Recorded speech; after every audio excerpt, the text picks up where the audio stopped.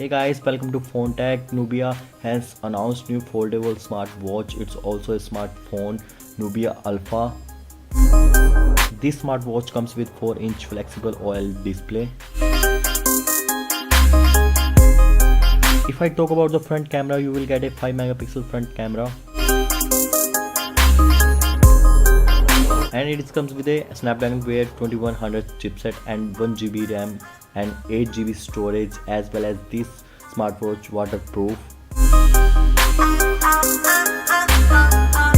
As I told before, this is also a smartphone. It's come with eSIM version, has voice calling and 4G LTE connectivity. It has Bluetooth, Wi-Fi and 4G LTE service. And talk about the battery, it has 500 mAh battery. If I talk about the expected price, it's 36,000 in India rupees and 500 in US dollar.